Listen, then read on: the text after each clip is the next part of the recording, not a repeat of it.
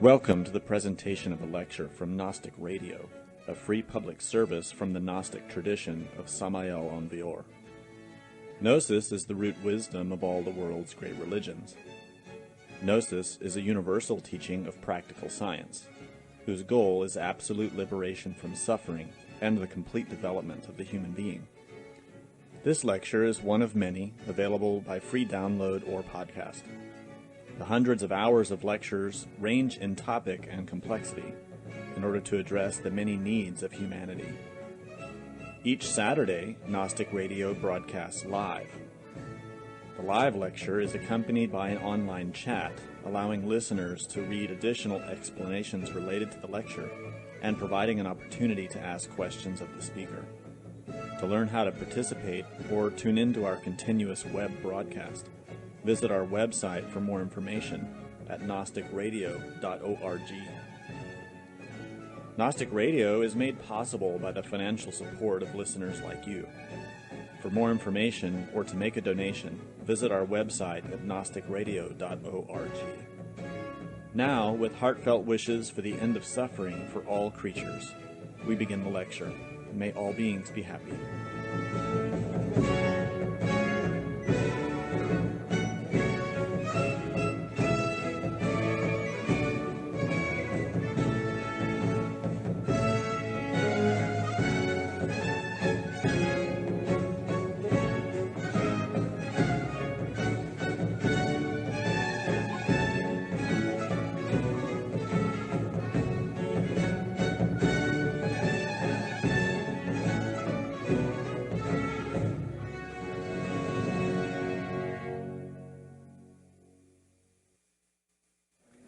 Continuing our discussion about matter, energy, and consciousness,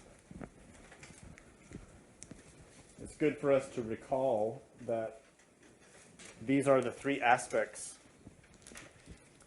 of every existing cosmic body: matter, energy, and consciousness.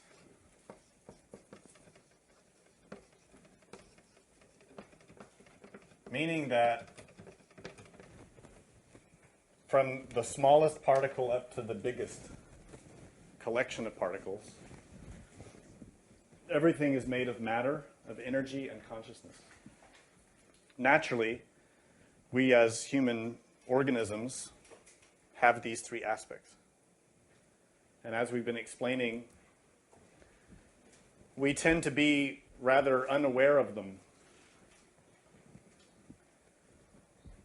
In fact, we tend to be asleep and to not realize the interrelationship of these three aspects of existence.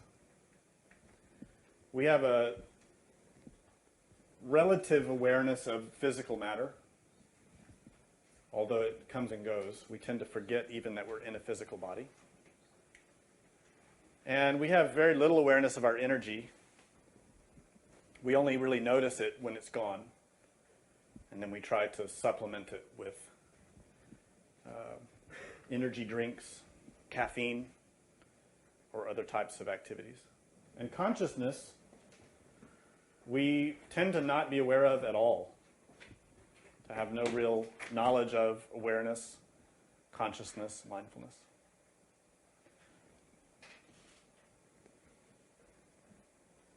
Yet when we study the Gnostic tradition or any real form of mysticism or religion, our goal is precisely to unite and master these three forces, these three elements.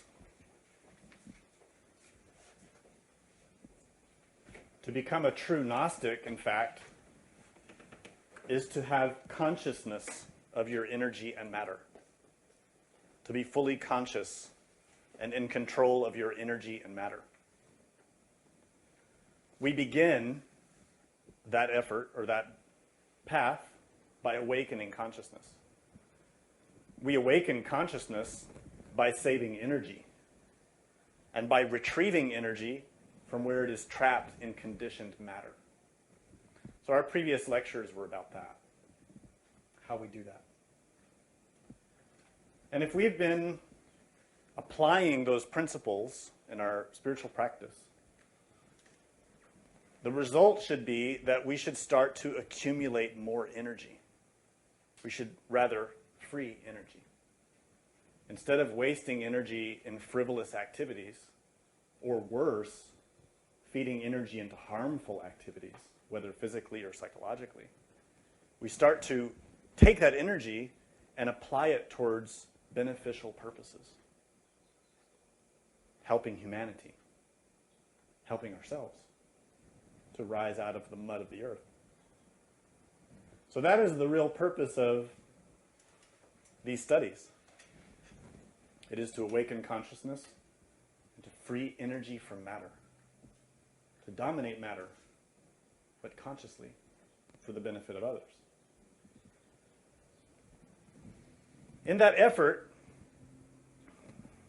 the student who's succeeding in conquering their own defects and errors, in changing their habits, discarding harmful and useless habits for useful ones and beneficial ones, they begin to change how their energy functions, change how their matter functions, and in fact change how their consciousness functions. And the result is that they begin to have more energy. Now this can have a dramatic effect, depending on the degree of intensity of the work of the student. Most commonly, that energy is immediately used by other egos. Most of the time, as soon as we start to get a little success in our meditation practice or our self-observation practice, we start to have that free energy, but other habits or other egos tend to take that energy for themselves. And we find ourselves back to zero. And so this is the challenge in the beginning for a beginning student. Ultimately, over a period of some serious effort, the student seeks to acquire what we call psychological equilibrium, which is where consciousness dominates the three brains. In other words, we have conscious awareness of what's happening with thinking, and we're able to maintain cognizance of that and not be swept away by discursive thought, habitual thought, obsessive thought. And secondly, we become more conscious of our emotional state and are able to cognizantly monitor the state of our feelings, what's arising and passing in our heart. And we're no longer swept away by reactions in an emotional way, like getting upset or getting excited. We're able to maintain an emotional balance consciously, cognizantly.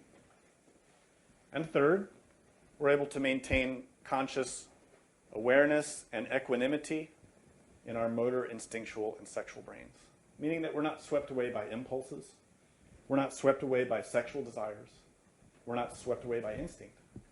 We're able to maintain control over our human machine, consciously, cognizantly. This is not easy. To arrive at this is not easy. It requires that we have a great deal of energy feeding the consciousness. But now we have a challenge that emerges. Really, it's emerging the whole time. As soon as we enter into the work, this challenge presents itself. But it really becomes critical at this point. And that is those elements that want that energy become very upset. They become angry. You see, as we've been discussing, we have an enormous amount of energy in us already, but it's all trapped. That energy is equivalent to consciousness. It's two parts of the same thing. You can't separate them. Energy and consciousness are united. But all of our energy and consciousness is trapped in habitual thinking in discursive emotions, in ego, in the subconsciousness, in anger, in pride, in lust, envy, gluttony, fear. All of those multitudes of elements in our submerged consciousness. There's enough energy there to create a planet, to give rise to an enormous, beautiful life, form of life, far beyond this type of physical body that we have now. Enormous energy, but we can't access it because it's sustaining the ego. And that ego does not want to let it go. It does not. It will fight. It will fight with every tool it has to keep that energy. So that's what we call the Black Lodge. That word Black Lodge has different applications. But the first and foremost meaning, it relates to our subconscious mind, unconscious mind, infraconscious mind. We have our own Black Lodge. That's what matters. It is our ego. It is all the egos in us that have all of our energy, consciousness trapped. And they use it to keep us enslaved, to sustain themselves. And that structure, that scenario, is symbolized in every religion in different ways. In Christianity, it's represented as the three traitors of Jesus: Judas, Caiaphas, and Pilate. And we find those same three traitors in every religion: High, Net, and a puppy. Stokin, Ortlut, and I forgot the third one in the Masonic tradition. But in every tradition, we find those three traitors. And those three are also seven. They are the seven deadly sins. They are those virtues inverted. Pride that should be humility.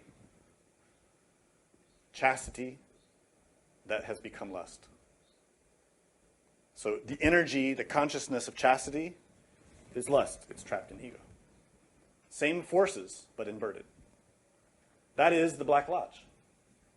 That is hell. That is in us. That is why we suffer. The challenge then is to learn how to change it. To do that, we first have to see the enemy. As long as we're living in a fantasy land, doing our best to convince ourselves that we really are good people doing our best, and that we really don't have ego, there's no hope for us. As long as we do not recognize the existence, the fact, the truth of the defects in our own mind, we will never change.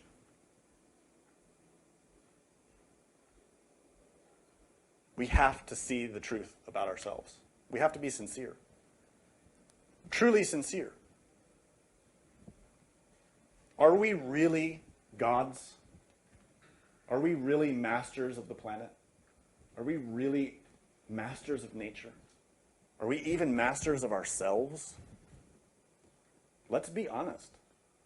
Let's stop faking like we know everything, like our science has solved all the problems, like our religions have solved the problems of immortality and eternity, like our families have solved the problems of unconditional love. They have not. We need to sincerely observe the facts of our lives and come to recognize that the core of the entire problem of humanity is not outside of us. It is inside of us. And this is what the story of David and Goliath represents. In the Bible, everyone's probably heard the story of that small boy David, the weakling, who, inspired by his faith in God,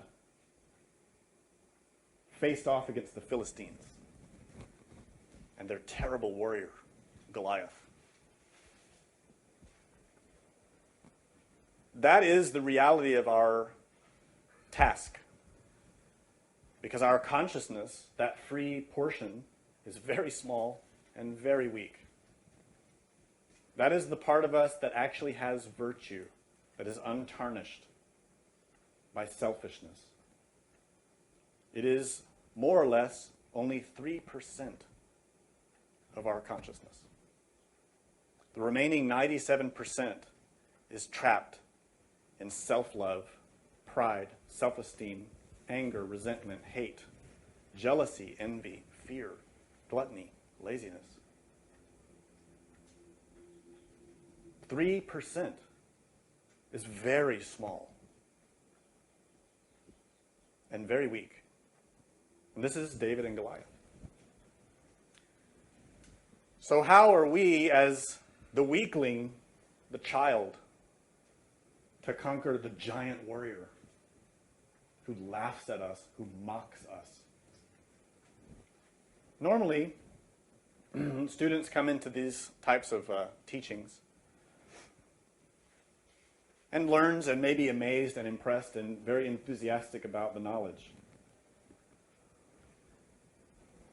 And may develop a great sense of motivation and intention to succeed, and believe very much that they will do it. May even talk big. Yeah, I'm going to be an instructor, and I'm going to resurrect. I'm going to get my astral body and my mental body and my causal body, and I'm going to amaze the world. Well, that's all pride, firstly. And it's also completely unrealistic. The fact is, to achieve anything in this work, that I, that you, has to die. Everything that you think you are now is mistaken.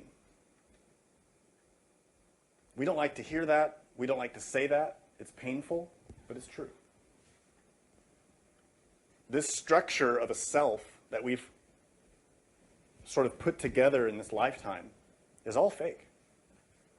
It isn't our real identity. It's a hodgepodge, an aggregate, a collection of random junk that we've put together as a self. And it consists of our name, our memories, our history, our traumas, our tastes in music and clothes and fashion and people. But in reality, when you observe it objectively from the superior levels of nature, it is junk. It's garbage. It's meaningless, it's impermanent, it doesn't last. And I'll tell you something, the older people will know the truth of this. A single strong event in your life can shatter it. When your beloved one leaves you, when you lose all your money, when you become ashamed in front of your peers, that sense of self can be completely destroyed by a single common happenstance event. So where is the permanence in that? Where is the self in that? Where is immortality? Where is the beauty of the soul? Where is the mastery of the human being? There is none. That's all nothing. You see, real mastery is eternal. The real self is immortal. Consciousness, energy, and matter are all forms of one thing. They are eternal. Remember the lecture? The first law of physics. Energy cannot be destroyed. It can only change forms. We need to change form. But to go through that change, we have to go through a great destruction. It's a great battle. It's a war. But it's a war against ourselves. It isn't a war outside. It isn't a war against the infidels or the unbelievers or the heretics or against other religions or other groups. It's a war against ourselves, against our own mind. And this is the thing, the subtlety, the importance that humanity never gets. We come to a religion, we want to just believe. We want to take a security blanket from that religion and believe we are saved and will be immortal and everything's fine now. This is a lie. Doesn't happen. Never has, never will. An angel, a Buddha, a master, emerges out of death, the death of the ego. All that is pure in us emerges out of that, and all that is impure dies. We are 97% impure. We have to pass through a great destruction. This is why we have to retrieve our energy from our ego and destroy that ego so that the energy can be transformed and rise up.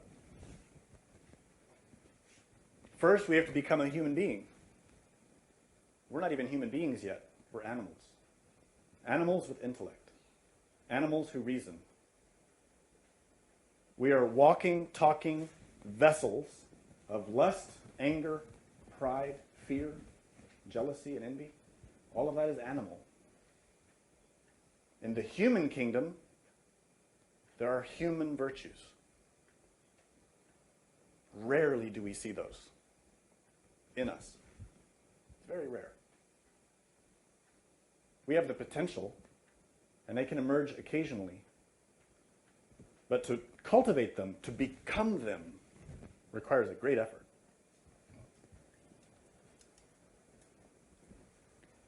When we begin to save our energy, to retrieve our consciousness, and develop this psychological equilibrium, the battle over our ego intensifies. You see, as soon as we enter into these kind of studies, our ego presents resistance. The first form of resistance, the most common, is pride comes in and says, oh yeah, I'm going to be a great student. Now we think we are pride. We hear those thoughts and we think it's us. And we go right along with it. So we get seduced by our pride. Or some people say, no, that teaching's wrong. It totally disagrees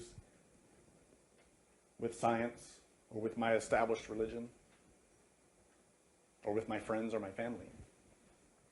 And so then we get dissuaded by pride, by jealousy, by envy, by fear, by the desire for security or comfort, by the desire for acceptance. Or we get dissuaded by laziness, who doesn't want to work. Many obstacles. But little by little, those obstacles intensify. If our consciousness is strengthening in the teaching, we're actually developing equilibrium, our ego starts to get even more subtle, even more crafty. It gets harder to maintain ourselves in the path. What we need to understand is what this path is really about. In order to move beyond being a mere admirer of Gnosis, in order to actually embody and incarnate the teachings of Christ or Avalokiteshvara or Osiris or whatever name you want to use, we have to understand what Gnosis actually is. Gnosis is not a belief. It is not a theory. We teach through the intellect and through concept so that we can understand the actual practice. But the actual science, the actual methodology, is a priesthood. It isn't just something to study in books. It is magic. But I'm not talking about magic like those guys on the stage that cut ladies in half. That isn't magic. That's illusion. The word magic comes from the most ancient tract language by modern science. It's the Proto-Indo-European language. That's at the root of all European and Hindu languages. And they date it at about 5,500 years old. That's pretty old. And in that language is the word mag,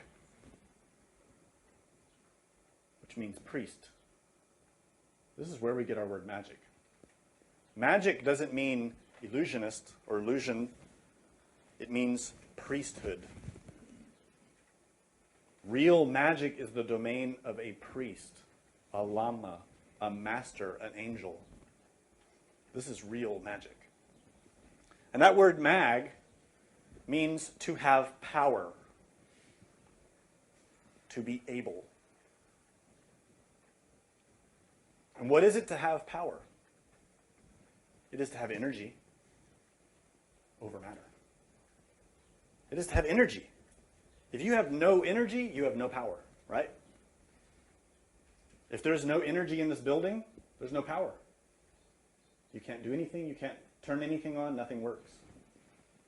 To do anything, even to move your body, even to move your arms, your hands, your fingers, to move your eyes, you must have energy. That energy is power.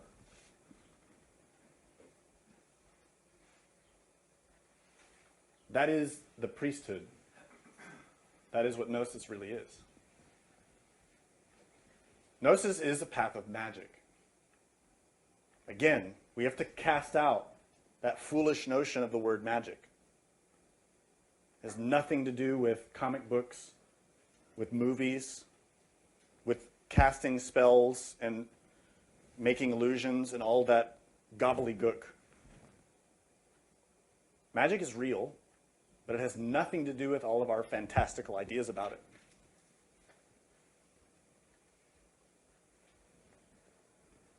So a real magician is a priest. And a real priest is someone who has power. Let's rephrase that.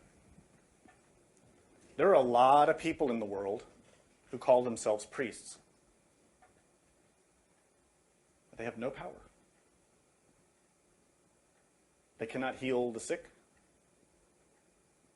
They cannot solve the world's problems.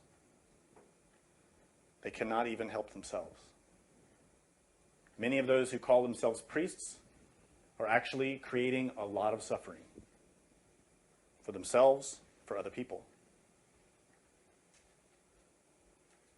I don't just mean Western priests. We're talking about Shinto priests, Zen, Buddhists, Hindu, by whatever name. Imam, lama, priest, abbot,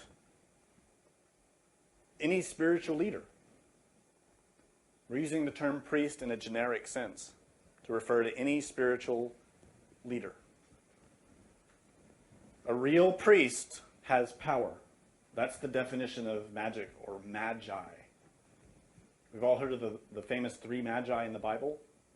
Those were not beggars. They were magicians. They were priests.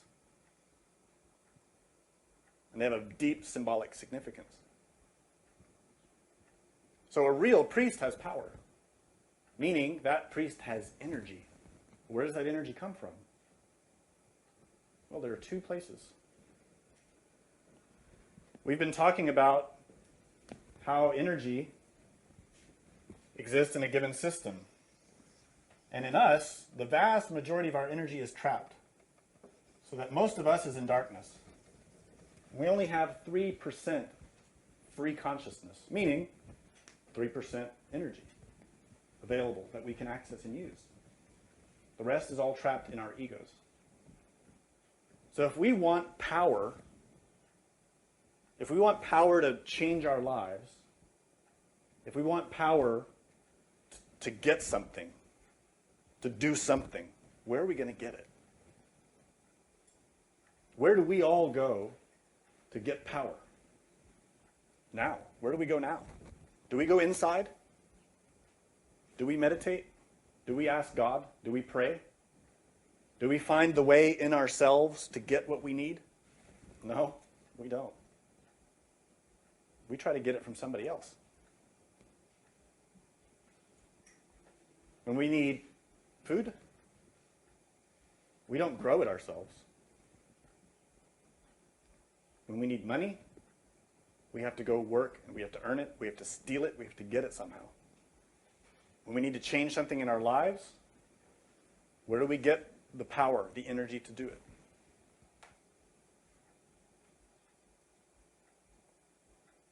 So these people that have power in our world, where do they get their power?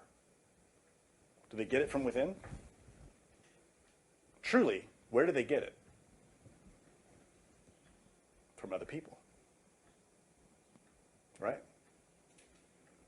Where does a politician get his power? From others. Where does a banker get his power?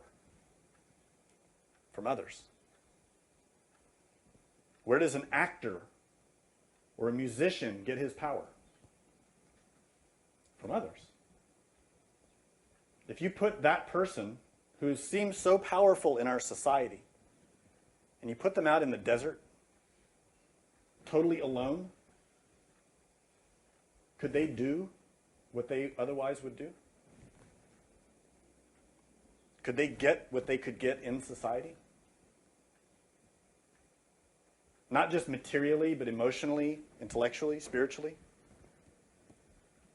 Could the person who in society, who manipulates millions of people at a whim to satisfy his own interests or desires, what would happen to that person if they were completely alone in the desert with no one around? Would they have power? I don't think so. But now let's take the other side. If you put Jesus in the desert by himself, would he have power? Oh, yeah. What about Buddha? Certainly. What about Krishna or Moses? Absolutely. They would have power. Because their power comes from inside. Their power doesn't come from other people. Their power doesn't come from controlling or manipulating others. That's the difference.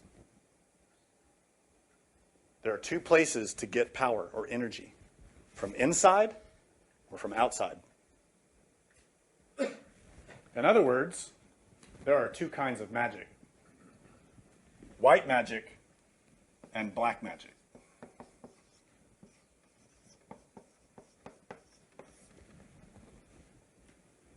Very simple.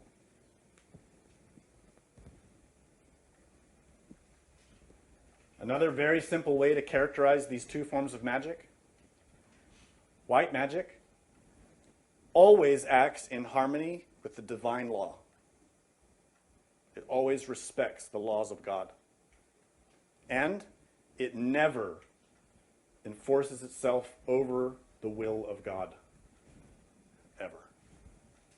Period. Second, black magic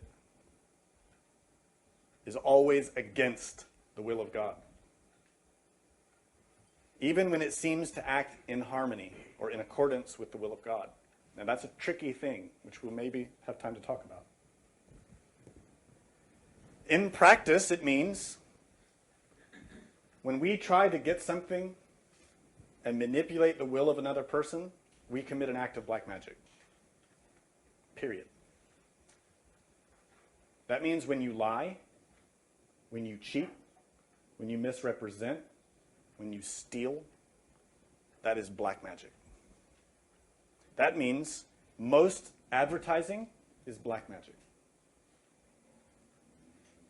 Because it's a lie, it's a cheat, it's a scam to get power, to get energy, to get money, to get control, to get influence by misrepresenting something, by offering a desire in exchange for a payment.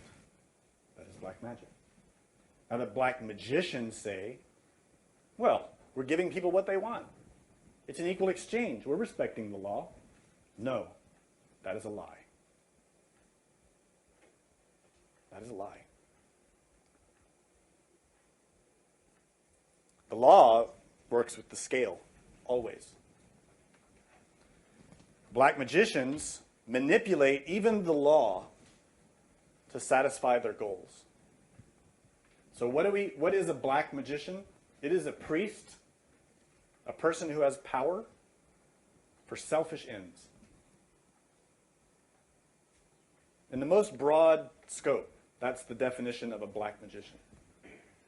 A person, a priest with power who seeks to serve themselves. I don't know about you, but I know a lot of people like that. A lot. And that's why in the Gnostic tradition we say, everybody on this planet is a black magician. We don't go pointing fingers at certain people, saying, oh, so-and-so is a black magician, and that guy and that lady, they're black magicians. You should stay away from them. That is completely absurd. Because everyone who has ego is a black magician, period. This is what Samael and Vior taught to us. This is what we have confirmed through our own experience. It is a fact. There's never any reason, any justification in calling anyone a black magician. But there are degrees. One thing is the common black magician like you and me. People that have ego, that have energy and misuse it. Who have selfishness and desire and want to feed those things. That's one thing. Because most of the time we do it unconsciously. We don't usually have really bad intentions. But then there are other types of black magicians who, through habituation, through the increasing of their desires, become more and more devoted to feeding their desires, to acquiring power through magic, through power, through energy. We need to talk about that, because those people are real. So what we're talking about is the Arcanum 18.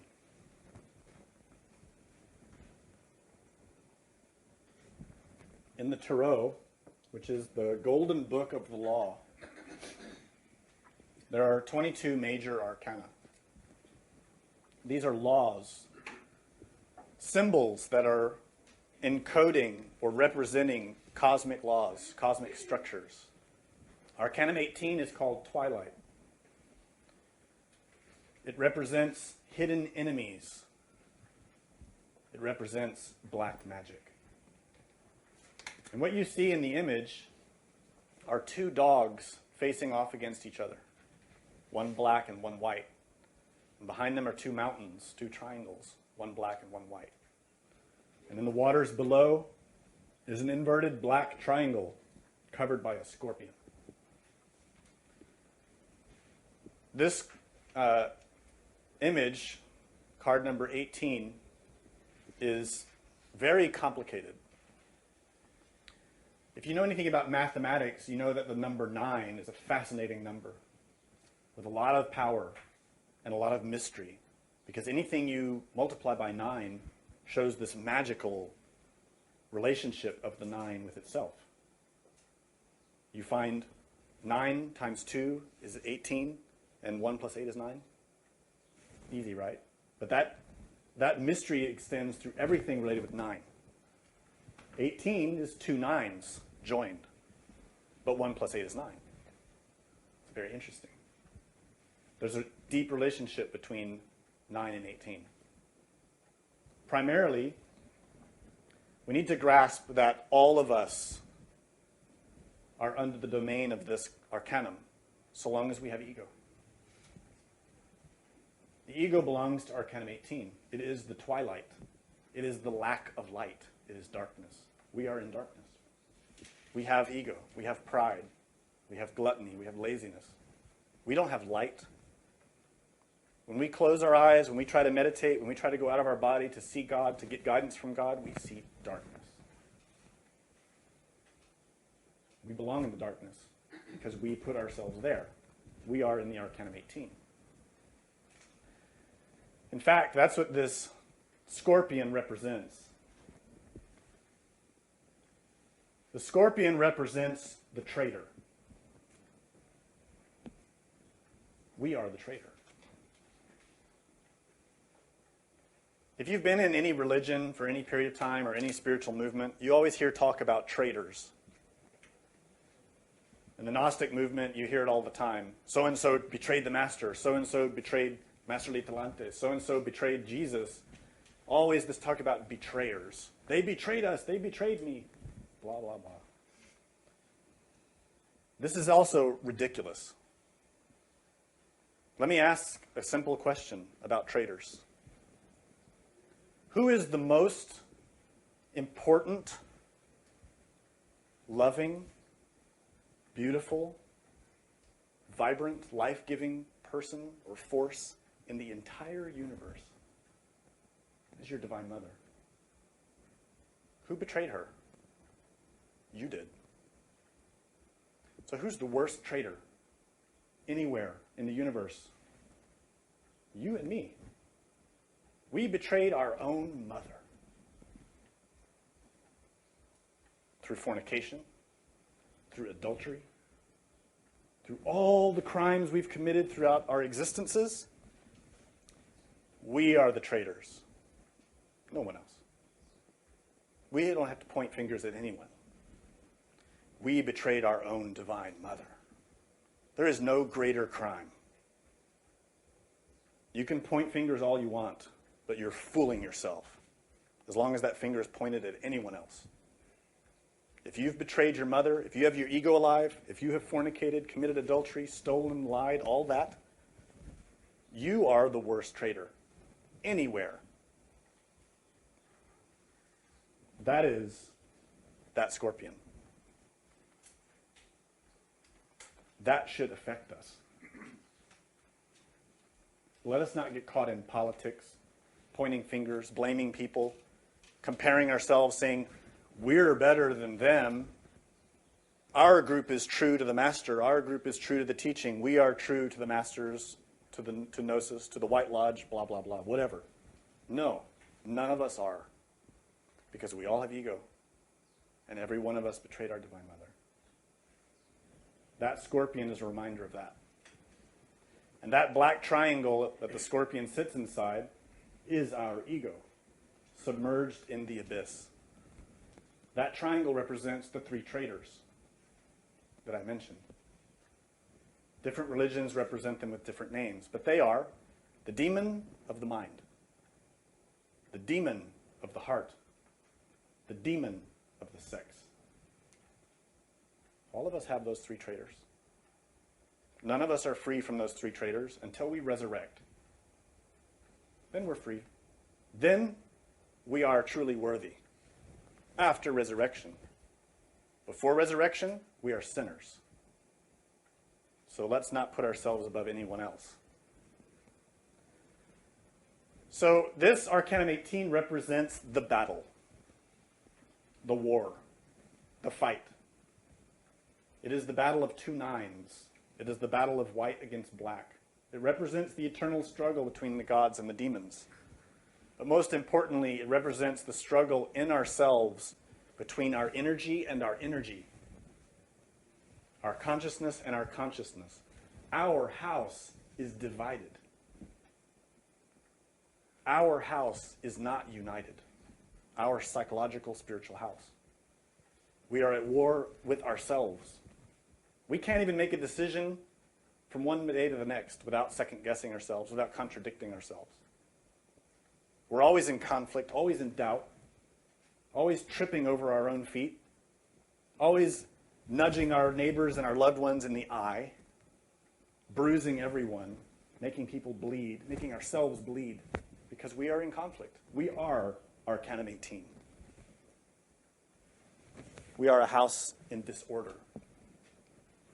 So, what we need to grasp is that the battle that we're waging is very serious.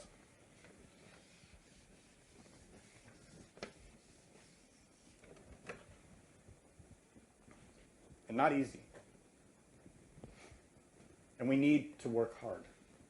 We need to be serious. We need to have our feet on the ground. We need to be strong. The main, most important thing, put your faith in God. Remember your Divine Mother. Pray constantly. This is the best advice I could ever give you. Apply the basic factors of the teaching. Stop harmful action. Adopt virtuous ones. Train your mind. Right? And help others. We have to apply those principles constantly. In spite of that, we will have a lot of problems. We will have this conflict between the white and the black in ourselves. The black aspect wants its energy, and it does not want to release it. And you'll discover the truth of this as soon as you start trying to work on your lust. Lust does not want to change. It wants to stay fat and well-fed. And your pride does not want to change. Your pride does not want to humble itself. Your pride always wants to stand tall. Your pride does not want to love your enemies. Your pride wants to crush them. And we take these characteristics with us into our spiritual life. And we have conflicts with our brothers and sisters on this planet. And we want to crush them. That is not spiritual. That is pride. That is anger. So the attacks will begin the minute we begin transmuting our sexual energy. That's when it starts. If you're a casual student, you listen, you read a little, you study a little, but you don't transmute your sexual energy, none of this will affect you. Because you're in the hands of your traditional habits, and your energy is still being withheld by your subconscious, unconscious, and infraconscious mind. And so all the black magicians are happy.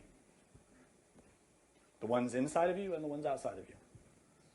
Because you are a sheep being led to slaughter, and no one's the wiser. But when you begin to try to take that fire from the devil, to try to steal that energy back from the thief, he gets really mad. He gets enraged. And he'll use every trick in the book to get it back from you. That means in all three brains. He'll work through your intellect, through your demon of the mind. He'll work through your heart, the demon of the heart, the demon of ill will. And he'll work through the demon of sex, desire. Now, this is where things get interesting. And I hope I have time to go through this. There's a lot to try to talk about. The most common experiences that students have when they begin to transmute the sexual energy is they start to have nocturnal pollutions. They start to have wet dreams. They start to have lustful dreams. They start to experience losing energy. They have all kinds of temptations that emerge both at night and during the day. They try to meditate, and the mind is worse than it was before. They enter into conflict with their families. Their friends leave. They lose their job. The whole life seems to go into complete chaos. And so most students, sadly, say, this teaching's no good. It's destroying my life. And they fail to realize that it should be doing that. That means it's working. But what you have to do is sustain it and not get identified. Not react, but be in the middle, in equanimity. Whether things are good or bad, painful or pleasant, to be the same person. Peaceful, serene, loving. So, if you're a person who's married and you discover this teaching of transmutation, and you feel in your heart and soul that it's real and true and you must do it, and your wife or spouse, your husband says, if you even think about it, this relationship is over. Is that something new? Nobody heard that before, right? Yeah, I think probably most people have heard that. Well, that's a great ordeal. That's not the fault of the teaching. It's your karma. Face it. Be serene. Now, what is the wrong answer? What is the wrong reaction? To attack your spouse, but everybody does it. You're not listening to me. You're so stubborn. You're so lustful. You're caught up in da-da-da-da. And we just get into a big battle, and everybody suffers. What is the right attitude? Love. Understand the point of view of your spouse and respect them. Even if they disagree with you, love them with all of your heart. As Paul said in the gospel, in his epistles, I believe it was, you know not if you may save your wife. So don't put your wife aside, your spouse aside, just because of that. You have a commitment. Live up to it. Now that principle applies to every other situation in life.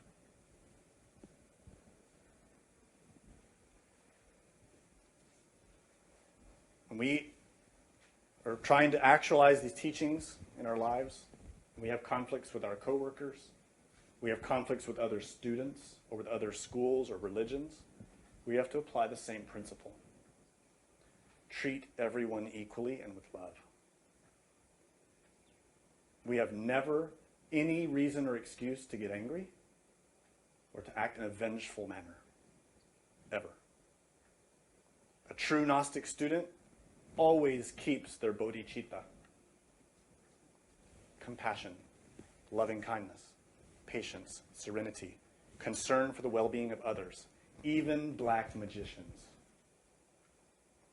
We have a great example in that in our teacher Samael and Vior. He had good friends who were demons. And he respected their life. And they would come visit him at his house. And his wife did not like it. But he allowed it because he respected them, he loved them. If you've not read the book, The Revolution of Beelzebub, read it today. It will change your life. It will demonstrate to you how a master behaves. Not these cheap fly-by-night masters that write a lot of books and make tons of money. I'm talking about a real master. A master who's beyond good and evil. A master who has embodied love. So the point is, when we begin this work, we start saving a lot of energy relative to our efforts. Our ego tries to take it, and so do other people. Remember I was explaining the two kinds of magic. The white magicians respect the law, and they find the energy in themselves to do what they need to do. Black magicians take their energy from other people. So how do they do it? Through our ego. Let me repeat that. I'll come back to this. There is a lot of talk in occult schools, mystical schools, Gnostic schools about black magicians and that we need to defend ourselves and we have to fight against the black magicians and we have to do conjurations and we have to be at battle to save humanity and all this military type of talk, which is fine. The problem is they're missing the point much of the time. The key factor. How does the thief get into your house? How does someone steal from you? How does a warrior kill another warrior? They have to find a weakness in the defenses, right? If you want to win a battle, you need to find the weakest part of your enemy's defense. And you have to exploit that. It's simple. It's simple and it works. So what is our weakness? We have a lot. Firstly, we're totally asleep. We think we're masters of the universe when we know nothing. We think we're super smart and very intelligent and very educated, especially about God and spirituality, when we've never had a single experience with God. We've not even had a single experience in the astral plane, but we think we're experts about the astral plane. That is our weakness. We are foolish. We are naive. So that's what will be used to cheat us. The main point, before I get into the specifics of what can be used against us, is that only what is within you can be used against you. Very simple. If you have pride, black magicians will use your pride to destroy you, to take your energy and to make you their disciple. If you have lust, they will use your lust. If you have fear, they will use your fear.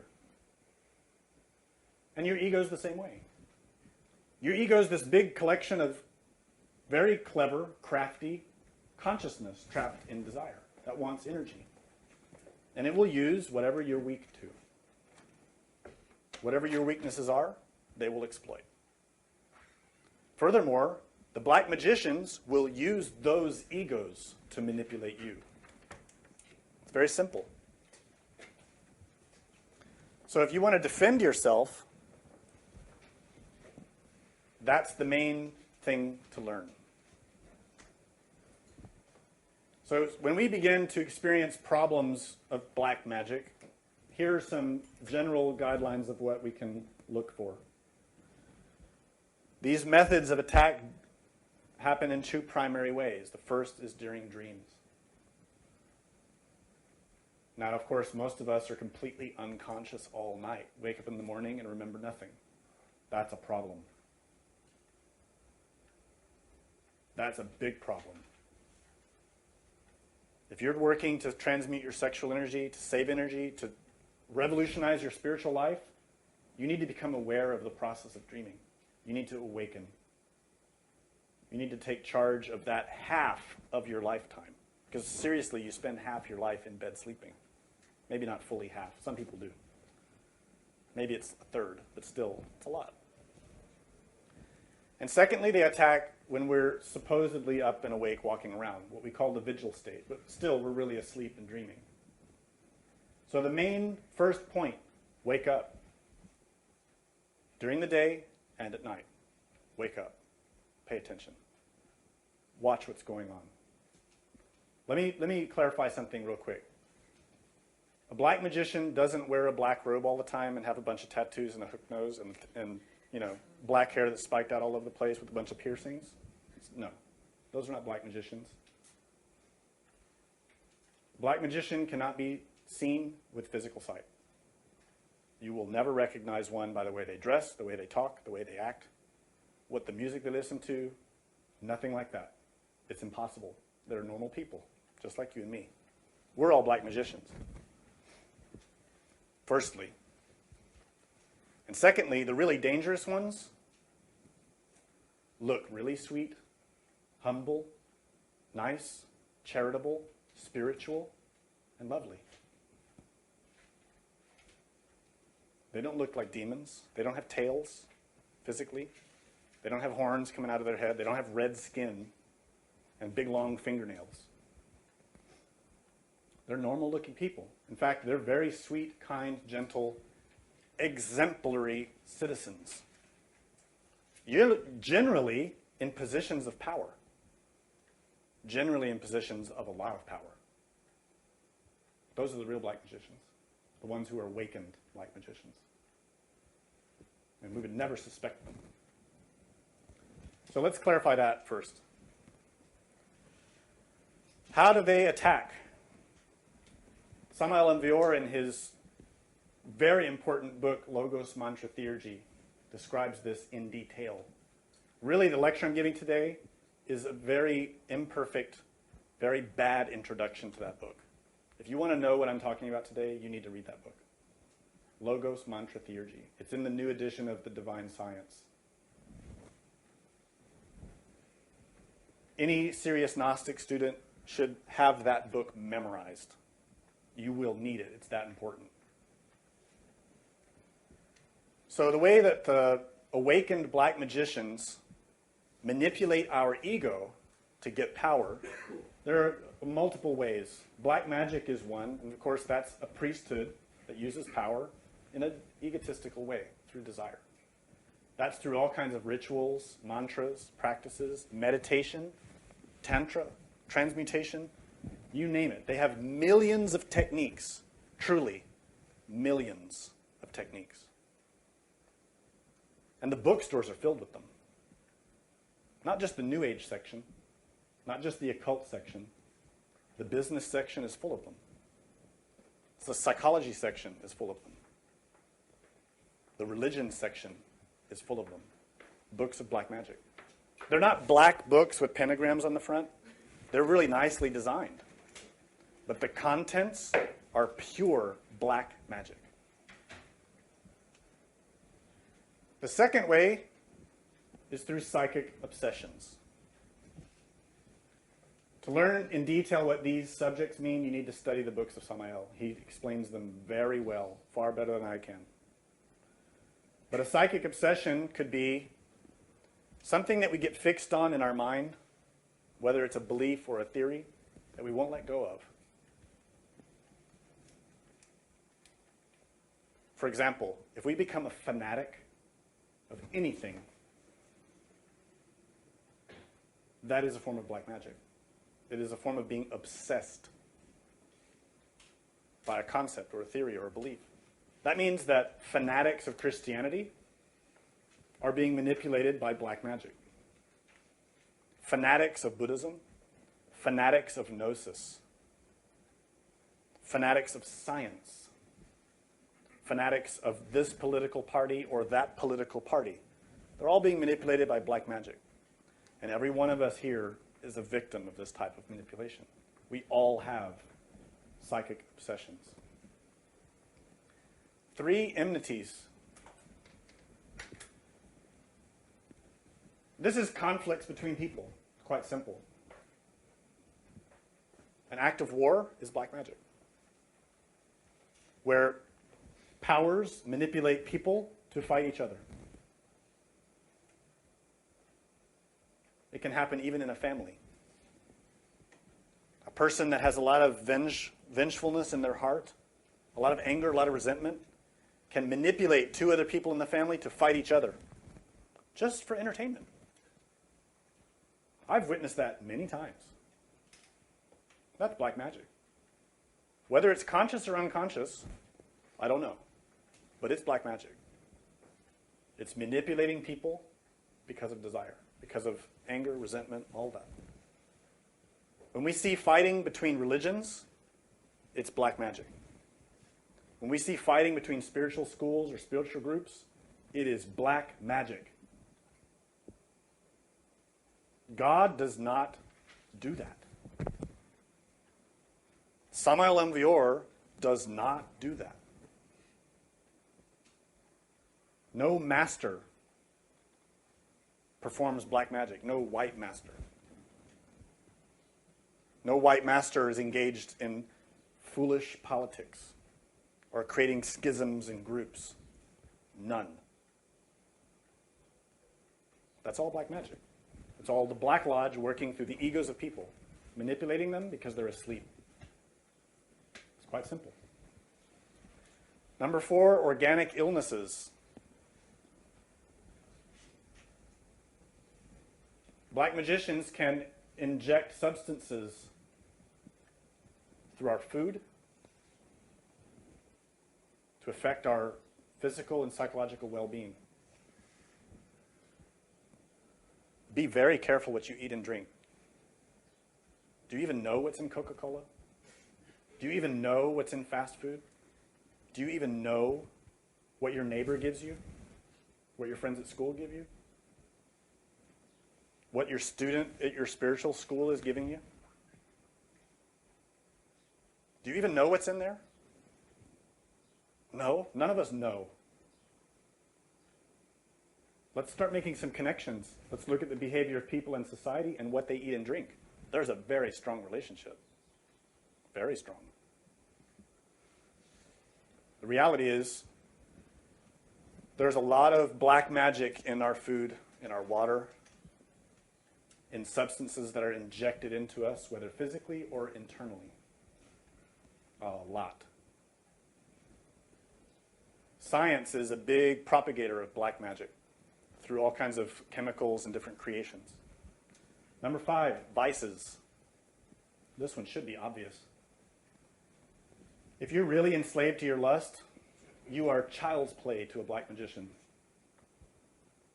You're not even worth bothering with because you're so easy to manipulate. When you're addicted to pornography, when you're addicted to looking at other people on the street, when you're addicted to fantasizing about lustful images, very easy for any common on the street black magician to take all your energy from you. No problem. No effort at all. They don't even have to sweat for that. Easy. Number 6, culture. A lot of black magic here in culture.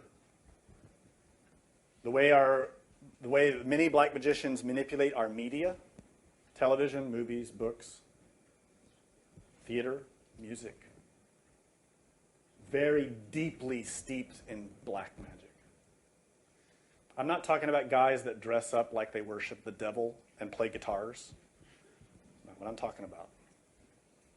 I'm talking about real black magic, where through our culture, through what's cool, through what's hip, through what's accepted, through what is desired by society, we give all of our power, all of our energy, all of our acceptance and agreement. This goes through politics. It goes through our music tastes. It goes through our economic and social choices. A lot of black magic. A lot. And we all just go right along with it, thinking that we're just fitting in with society. And really, we're just pawns of black magicians, giving them power. Going along with the system like sheep to the slaughter. Number 7, false prophets. This one is easy on the surface, but humanity really falls victim to this. Who do we put up as prophets nowadays?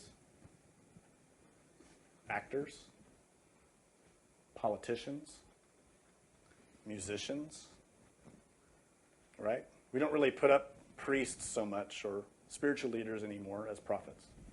Not like we used to. Now we put up as prophets people that run big companies, right? If such and such a guy from this company says something, wow. We better put all of our money into that stock, right? Black magic. Pure and simple. False prophets. Of course, primarily we're concerned with spiritual aspect here.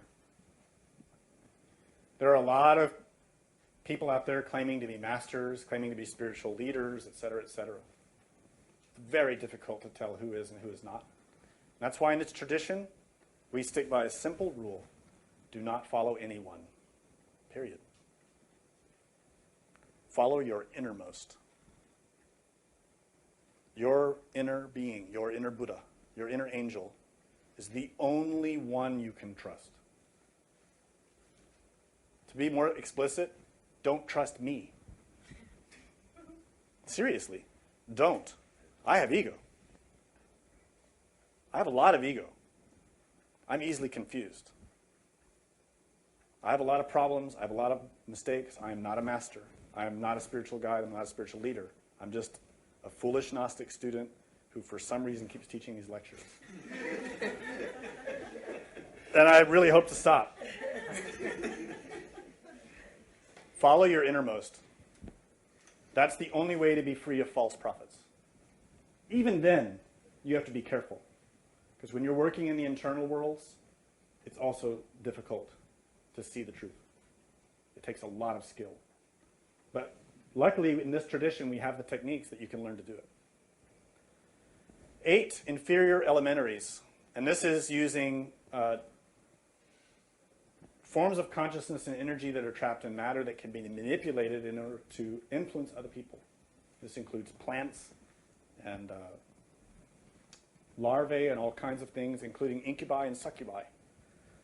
Incubi and succubi are condensed energy, energy that condenses into matter in the vital plane or the astral plane. When a female masturbates, she creates an incubi. And when a male masturbates, he creates a succubi. And those are mental forms that condense his consciousness and energy and then want more energy to sustain themselves. And they seek their parent, the woman or the man who created them, to feed themselves. So most of the time, especially in the beginning for a student, when they have wet dreams or they're having orgasms at night during their sleep, it's because their own creations are taking that energy, the energy that created them. We have to dissolve them. We have techniques to do that. You can use sulfur or asafoetida, which are plant substances that you can use, or mineral substances that you can use to dissolve them, disintegrate them. And the practice is given in the book Logos Mantra Theurgy, how to do that. Moreover, black magicians use those elements to take our energy and to influence us, to make us fall. So if we have a friend or some connection with a person who hears that we're in Gnosis, maybe it's a close friend and we don't realize they're an awakened black magician. We've been telling them all about Gnosis, and they're like, yeah, right, I'm already awakened. I'm not going to let you do that. I want your energy. I'm going to keep taking your energy the way I always have been. So that person just uses your own incubi or succubi to make you keep losing your energy until you give up. And a lot of students have that experience. They're trying to save their energy. They're trying to transmute and do their pranayamas, but they just can't do it. They stop. That's because a black magician was nearby going, I want my energy. You're not taking it from me. So they're manipulating their egos and their own incubi or succubi very easily. So the way to get past all of these attacks is to transform that Arcanum 18. You see, that 18, when we add the 1 and the 8, we get 9. This is a big deal. It might seem like number games to you. This is how Kabbalah works. Very important. The number 1 of that 18 is the magician. Again, this is not a conjurer or an illusionist. This is a priest. That magician is not you. Shall I say that again? That magician is not you. That magician is your innermost. That magician is your inner being, your inner God. That magician is God in you. So that means you need to remember God. If you're facing any attack of black magic, any struggle in your spiritual path, and you don't know what's happening, you don't know why it's happening, you don't know what's going on with you, you're sick, you're under attack, you're losing your faith, you're losing hope, call your inner being. Don't go to your friends. Don't go to some so-called master. Don't go to your instructor. Pray and meditate and call your inner God, your inner Buddha, your Yidam. That is the magician. That is the number 1. That's why it's first. Most of us don't do that. We get out all the books and we're flipping through the books and we're going on the internet and we're going here and there and calling our friends, what should I do? What do I do about this? What do I do about that? And we're going in the forum and chat rooms and all this, and always avoiding our innermost. He's the one with the power. He is the magician. And he can help you. But he can only do it in accordance with the 8. That 8 is justice. That 8 is the law. Do you see the scale here? The karmic law. That means if you have no dharma, if you have no credits with the law, what can he do for you? If you've done nothing to help others, the law owes you nothing. Period. If you want help, you have to pay for it. Not with money, with actions. Sacrifice for others. Help others. Work on yourself and help others. That's how you earn the aid of justice. This 8 also represents Geburah, your divine soul. These two united form the full master. And that comes when you reach the first initiation of major mysteries. But that's another lecture. When you add them together, your innermost, working with the law, you get 9, the hermit. Stated another way, when your innermost unites with Geburah, you become an initiate. First degree of major mysteries. First serpent of Kundalini. That is where you begin to enter the path as a master on the way. Your being becomes a master at that stage. This number 9 is the hermit, who represents a true initiate. Number 9 means prudence. Do you know what that word means? Prudence?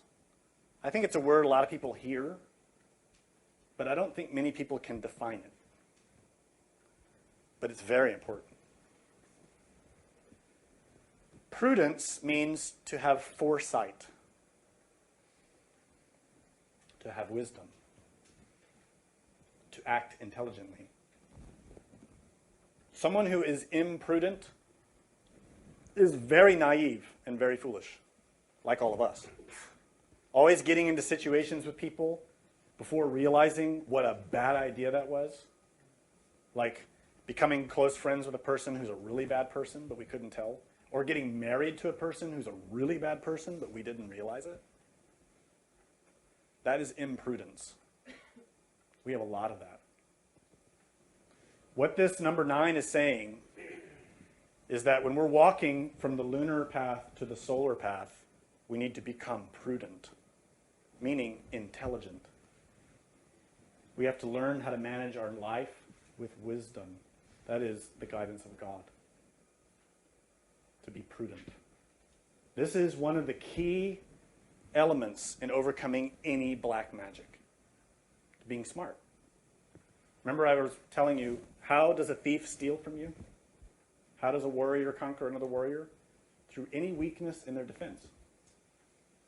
Well, spiritually speaking, we're all sleeping out on the street. We don't even have our doors locked. We don't even have armor on.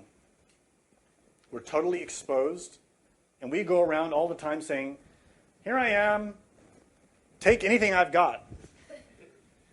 Because we're blind, deaf, and dumb spiritually. None of us are awakened in the astral plane. None of us are even awake in the physical plane. So those that are awakened, we're like dumb sheep. Really. Very dumb. Stumbling around with our eyes closed. Muttering to ourselves. No awareness at all of what's going on in reality. Prudence is the work to change that. It is very difficult. Moreover, it is solitary. The hermit is alone. This work is solitary. It does not mean... Many people think you have to have a school, or you have to have a teacher, or you have to have a spouse to walk the path. No way. What you have to have is willpower. That's it. If you have willpower, you can do it. No teacher, no school, no spouse, no help, just will. That's enough. And from that, you learn prudence. You learn to be smart. You learn to stop leaving your doors unlocked. And you learn to stop getting into stupid situations. So, methods and elements of defense. The most important, the single most important, is bodhicitta. What is bodhicitta? Well, that's a deep topic. We've given lectures on that and still barely scratched the surface. But in synthesis, it means the awakening mind, the awakening heart. It means cognizance of emptiness in combination with cognizant love. In other words, do not lose your equilibrium under any circumstances. No matter who you deal with, no matter what situations you face, treat everyone you meet with respect and love. If a black magician is attacking you, you awaken consciousness in the astral plane and you're surrounded by black magicians, don't react with anger or fear, which is what we're going to do anyway. I'm just telling you to try to be serene, to remember your being is with you, and to look upon these black magicians as what they really are, confused people. That's all they are. Demons are just confused people. Nothing more. Those who have been a parent and have dealt with a confused, angry child know that it's possible to deal with that child with a lot of love and restraint. To not let the child hurt you. They may be lashing out, right, trying to hurt you. You can hold them, you can restrain them, and treat them with respect and with love and compassion, right? We have to do the same thing with black magicians. However, we do not do that with our ego. Our ego deserves to die. Period. No mercy. But when you're dealing with another person, another entity, another being, yes. We have to show compassion. We have to show love. It doesn't mean we let them trample on us. It means we have to defend ourselves. That is bodhicitta. It is a mind that is in equanimity, that has cognizant love as its chief virtue. You see, Samael Aun Weor was attacked more times than any of us could possibly count. People tried to assassinate him in the physical world, many times. But you didn't see him chasing after his attackers with anger, or trying to kill them or get revenge, or blaming them or condemning them to hell. He never said, be damned and go to hell. He never said that. All his students say that. Did you know that? All of his students say that. They're always condemning others to hell. This is wrong. It's wrong. We're already in hell. Where are we going to go? They can condemn me to hell if they want, but I'm already in hell. I don't care if they condemn me or not.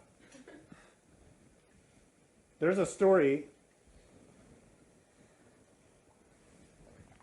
that illustrates some of these principles. Yeah, I'm getting out of time and I still have a lot to talk about. But this story's good. That Samael told some of his students. But I just heard, I hadn't heard it before. And Samael is telling these students that he found himself in a beautiful temple. Very extravagant, beautiful place. Very sacred feeling. And when he realized he was there, some of the people in robes there came and put a sacred crown on his head. But because he wasn't fully sure where he was, he held it. Right? He grabbed it with his hands and held it there. And then they led him up to the altar. So he went up there to the altar.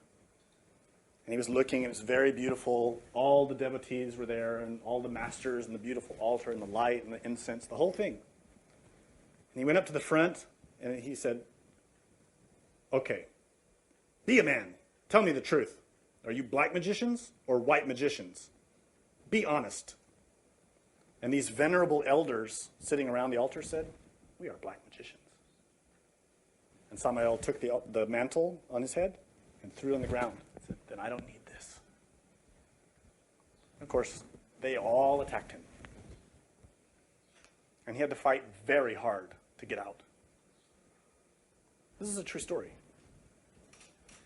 What it represents is that even when you have your consciousness very awake, sometimes you cannot tell where you are. Never assume that you know. Never. Always maintain a sense of equanimity and distance, and at the same time, respect. They attacked him, but he didn't respond with anger. He defended himself and left. He didn't let them hurt him, but neither did he go and seek revenge and knock the whole temple to the ground and, he went away. He walked away. We should do the same.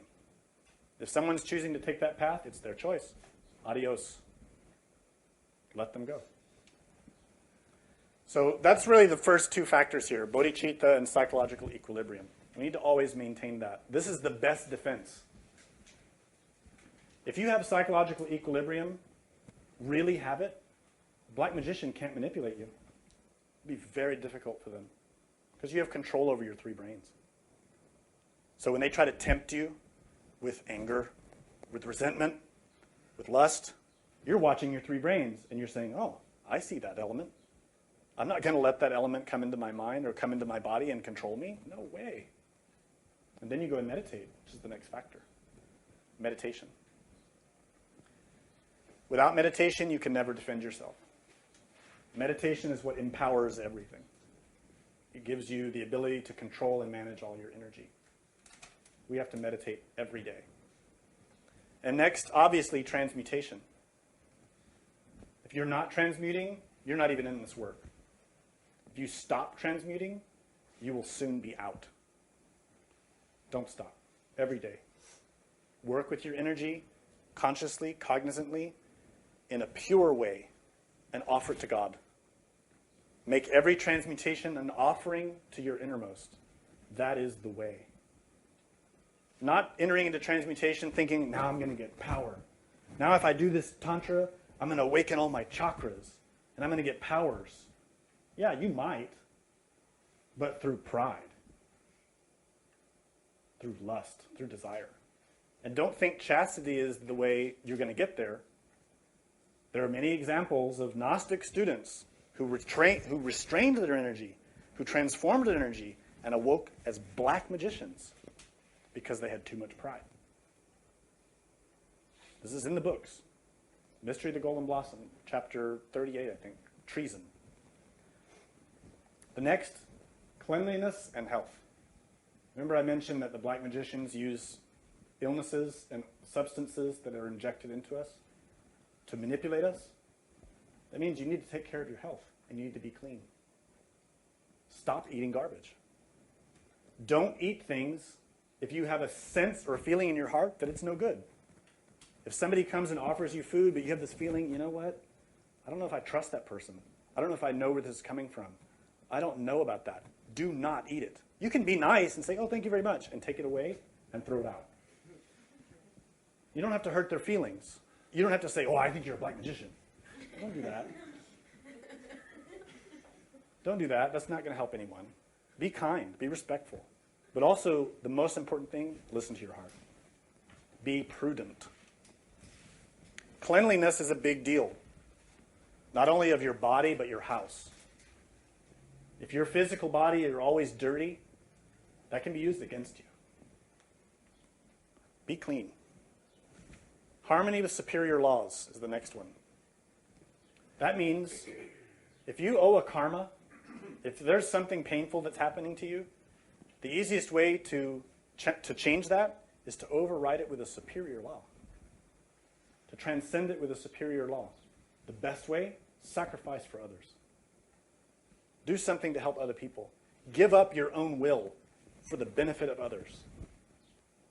And this is a very powerful way to overcome black magic.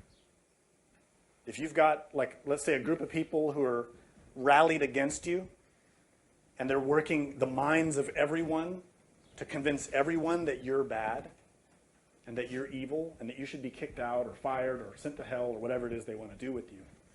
Maybe they want to, hang you up to a pole someplace. The best way to overcome that is with light. By doing good. By being good. By being sincere. Not to react in turn, not pointing fingers back at them. Oh yeah, but you guys did this and you guys did that and blah, blah, blah. No way. It's only going to get worse. If you act with serenity, you treat everyone with respect and love, and you act with a superior level of being, they will never be able to touch you. Ever. And all the great masters have demonstrated that beautifully to us. The next is intellectual culture. We are very easy to fool when we don't know what we're doing. Think about before you knew about this teaching. Some of you may be new, but some of you have been studying for a little while. Try to remember what it was like when you didn't know anything and how naive and stupid you were. The difference is intellectual culture. Think of how easy it is to fool a 3-year-old compared with an adult. Well, actually, that's not a good example. 3-year-olds are sometimes smarter than adults. So I take that one back. When we have a robust conceptual understanding of spirituality, we are very difficult to fool and manipulate. And let me state something that Samael Aun Weor stated in many books. The single most dangerous tool that black magicians use is your intellect. You really need to think about that. We all think, well, the black magicians are using rituals, they're using mantras, they're using potions, they're using animals and plants to send magical elements. They're doing all these things to manipulate me. No. Let's back up a second. The single most powerful and dangerous tool they have is your own mind. It's not all those other techniques and tools. It is your own mind. And it is how they will infect your mind with wrong ideas. intellectual arguments about why fornication is good, about why Samael is bad. This and that. Many arguments, many explanations, many theories, many teachings, many good reasons with black magic.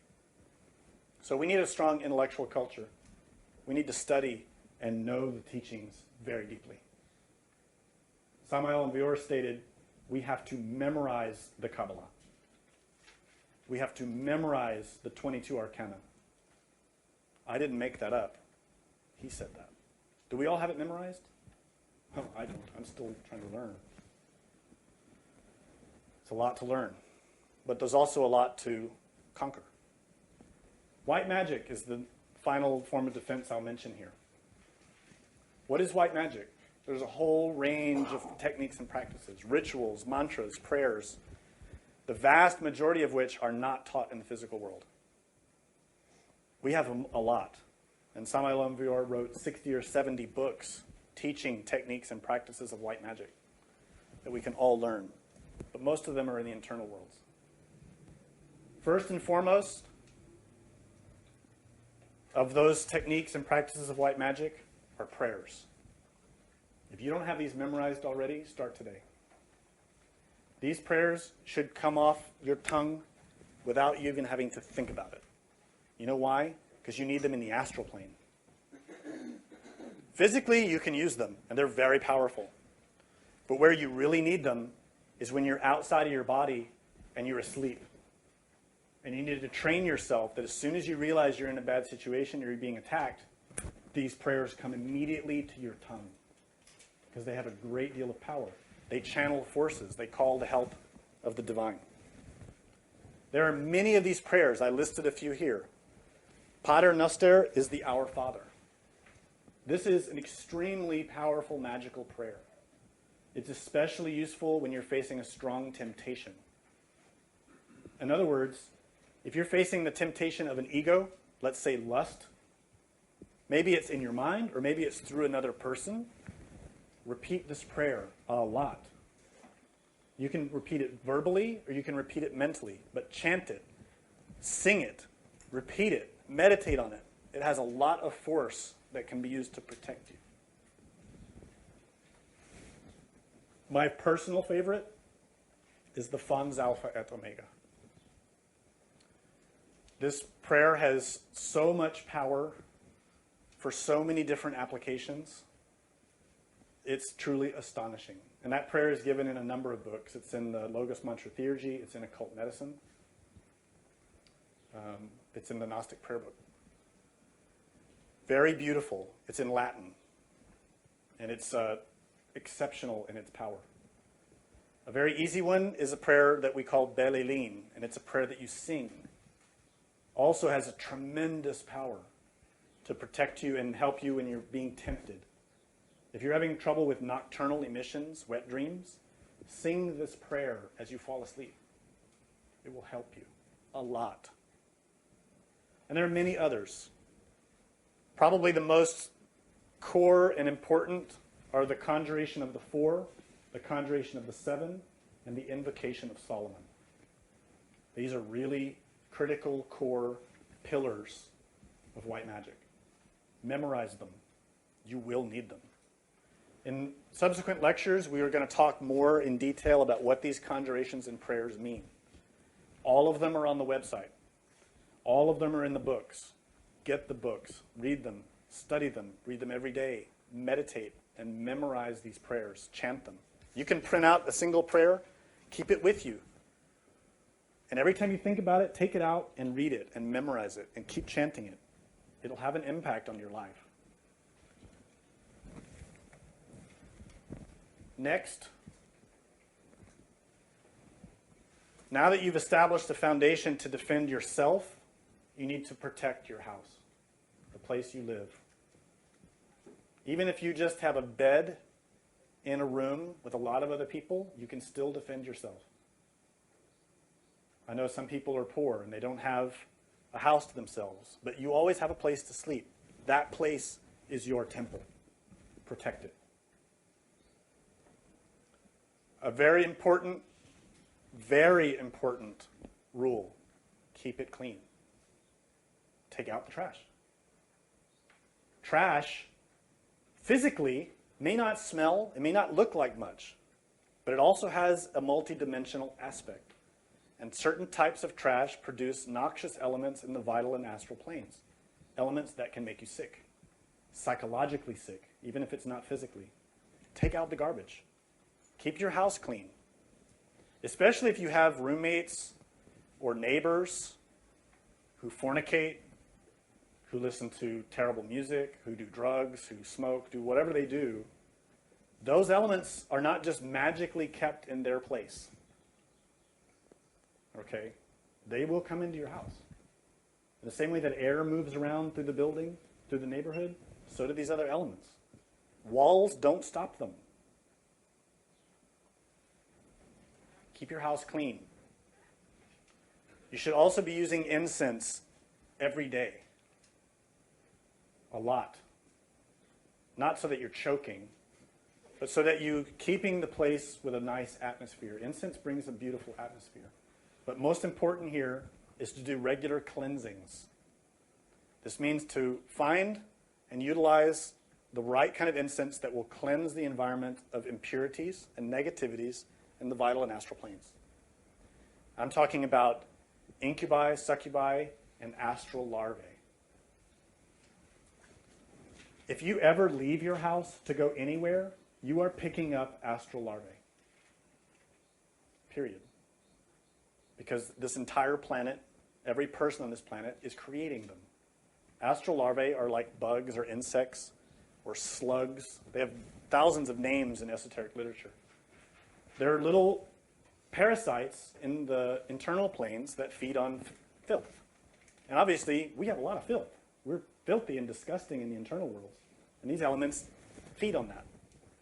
So whenever you go to the mall, you get on the subway, you go on the bus, you get in a car, you go to a shopping center, you go to a government building, you go to work, you're around people who masturbate, who fornicate, who are involved in all kinds of sexual depravities, who are obsessed with stealing, with theft, with cheating people, who are alcoholics, who are drug addicts, and there are enormous, vast quantities of these astral larvae everywhere. And they cling to your vital body. They cling to your inner bodies to suck energy. Sometimes that's why we get sick. We need to cleanse that. We need to cleanse our house and make it clean. We need to cleanse our bodies. Taking a good shower helps a lot. Keeping yourself clean helps a lot. Keeping your clothes laundered, changing your bed sheets as much as you can stand to change them helps. But what you should do, once a week, once a month, whatever you feel is necessary, burn sulfur, burn asafoetida, sage, rue, camphor. Any of those elements will help. Sulfur is the strongest. It's toxic. So if you're going to burn, just so you're aware, if you're going to burn sulfur, you'll use a charcoal in a burner like an old pan or something. Get a charcoal going and put the sulfur and leave. And don't come back for a few hours or a day or whatever. If you're going to go out for the weekend or you're going to be out for the whole day, do it in the morning before you leave. And that sulfur will cleanse that place like you wouldn't believe. You'll come home and it'll feel different. It's truly amazing what it can do. Sulfur is the best. Asafoetida is also excellent. That's actually an Indian spice, but it's better to get the plant. If you can get the plant, get the plant. It's more effective. Sage is very common, easy to get.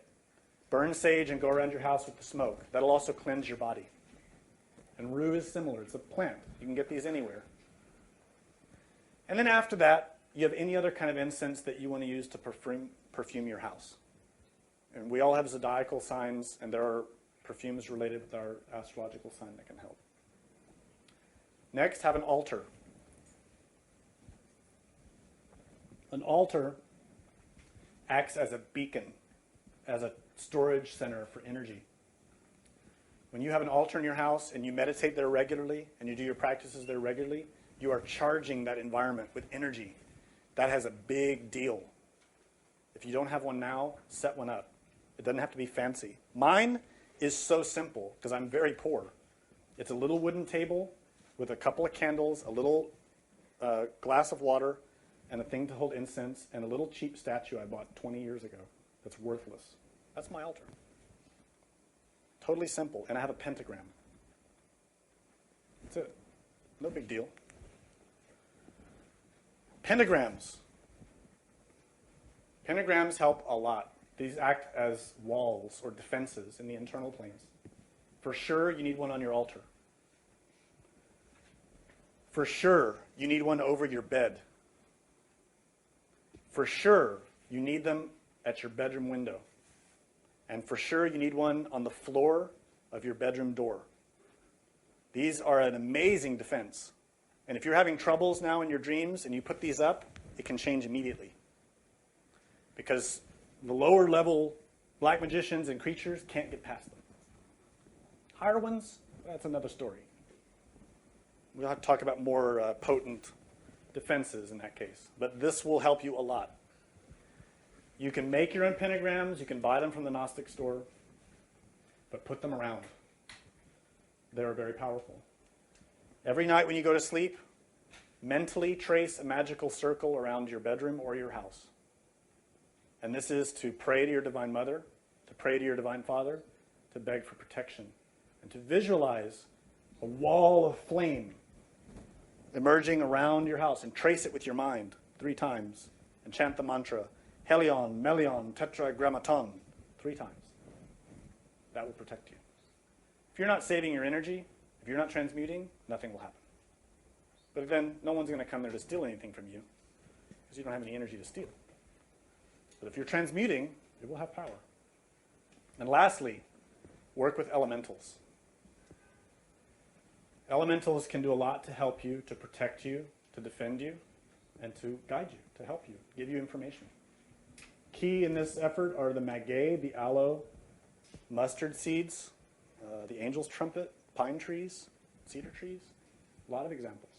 All of those practices are in the book Occult Medicine and Practical Magic, and in the book Igneous Rose. And also the aloe is described in the Tarot and Kabbalah book. Those are very, very important, especially when you're dealing with a very strong, painful situation. If someone's really attacking you hard, you're really having a hard time dealing with a person, these elementals can help you a lot. And they're easy to use. Oh, that's the end. Wow. I had a lot more to say, but I'm going to end there because that's 2 hours and I'm tired. So do you have any questions? You said one of the prayers that I was and still one was very powerful, and the Our Father was not as? Not as. Okay. Well, that was different. The question. Yeah, well, that was the differentiality. Was it? I mean, if you just they're different. Lesser, why use lesser? It's hard to put into words. Each prayer, each mantra has a specific application. Both are used for protection. More specifically, if you're facing a temptation, if someone's trying to manipulate an ego or you're struggling with an ego, the Our Father is the best because it calls upon the force of your innermost, right? To give you strength in your 3 brains, to help you see your way and not be submitted to that temptation, to not fall victim to it. That's the power of that prayer. It creates a connection with your innermost. The Fons Alpha, on the other hand, is more like putting up a defensive shield. It's a prayer of protection.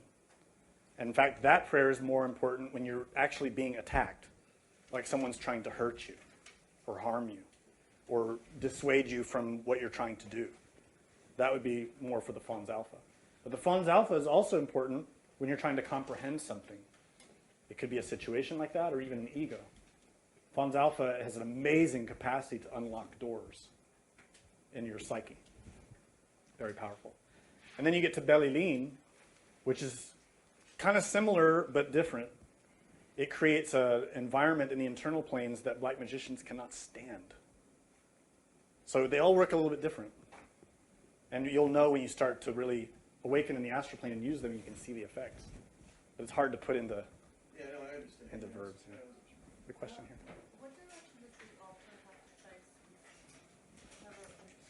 Yeah, setting up an altar, there are a lot of details that you can apply. Some of them are in the book, The Yellow Book by Samael and Vior.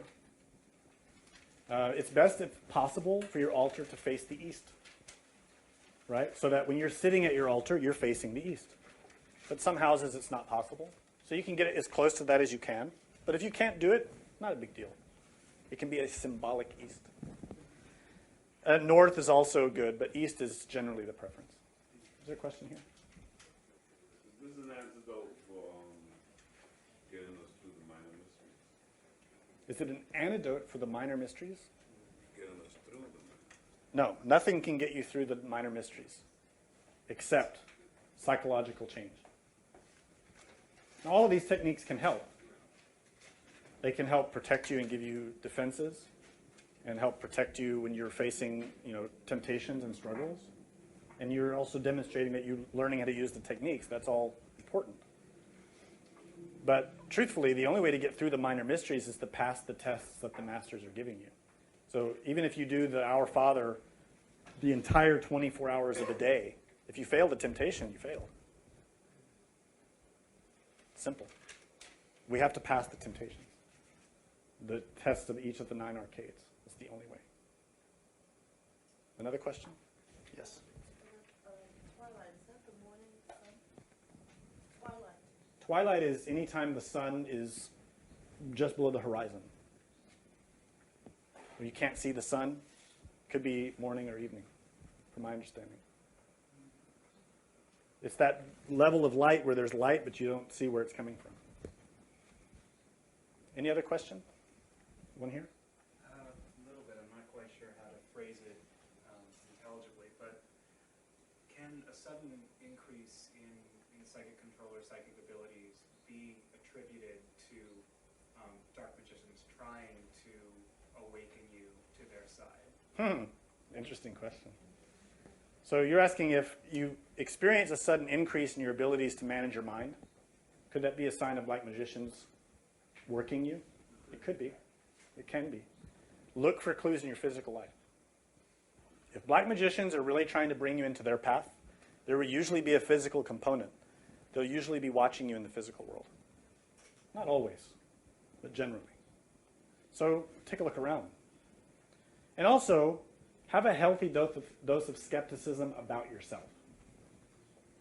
I can't even tell you how many people I have known who have become victims of their own paranoia. I couldn't even count. So don't become a victim of paranoia. Be a healthy skeptic of what you see, outside or inside, and defend yourself. If you suspect black magic, defend yourself. Apply these techniques, learn them. They're in the books. I just skimmed past it really quick. We didn't have time to go into detail. Memorize the mantras and prayers. Apply the principles in your daily life and awaken your consciousness. And you'll find out. If black magicians are manipulating you, you will find out if you persist. The reason is they cannot conquer God. You have God within. Your innermost is there. If you rely on Him, nobody can come between you and your innermost. Nobody. Not even Javeh, the chief of the Black Lodge. Not even he can stop you. That's how great your innermost is. So put your faith in Him. Do your practice. Discriminate. Be prudent. Be smart. Another question? In the back? No? One here? Thank you very much. Oh, you're welcome. Another question here? Okay, so you said that we're all under Arcanum 18. What's something that the students who have their inner urgency, their fundamental tendencies under 18? I know Samael and Bayor, some of his numbers were also 18, and he struggled more than anyone with being an initiate as well as being attacked under. Undoubtedly. Yeah. Well, the thing to remember is that no number is 100% negative. Numbers are relative.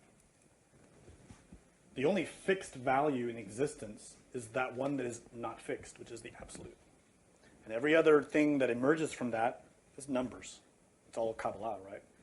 Everything that emerges out of the absolute is relative, even 18. That means that in the Arcanum 18, there is a great deal of beauty and a great deal of light, because you see the duality there. That duality is necessary in nature for nature to function. It's necessary. The Black Lodge and the White Lodge have always existed and will always exist. This is no mystery. It's normal. So if someone has the Arcanum 18 as their inner urgency or fundamental keynote, or has some other significance in their life, they need to meditate on that and uncover the mysteries that are hidden there. It could imply that they have a strong relationship with black magic from the past. It could easily mean that. It could also mean that they need to work with the 2 nines in order to become a perfect 9. And that's a deep mystery that only that person will be able to grasp through a lot of work on themselves. So there's no easy answer. But that's that way with any of the arcana. We all look at like the Arcanum 1 and we think, oh, it's the magician, it's the innermost, it's simple. No, it isn't. No Arcanum is simple. None of them. They are cosmic laws. The entire universe is codified in those 22 Arcana. There's nothing simple about that. And there's nothing fixed. They're all relative. As an example, you cannot understand 18 at all until you really understand 16 and 19. I mean 17 and 19, right? Because they're relative to the factors that surround it. If you want to understand the 18, know the 17 and the 19. And then you'll start to get a glimmer of what that's about. I'll leave it to you to investigate that. Any other question before we wrap it up? Yes? You said to show no mercy to an ego and show love to black magicians, right? But usually in eternal planes, the egos are the black magicians, what I've experienced. So how do you distinguish with something like that? So how do you distinguish in the internal planes? I'm getting tired, my tongue doesn't work. Between black magicians and your egos. Well, if you can't tell the difference, you need to defend yourself first, right?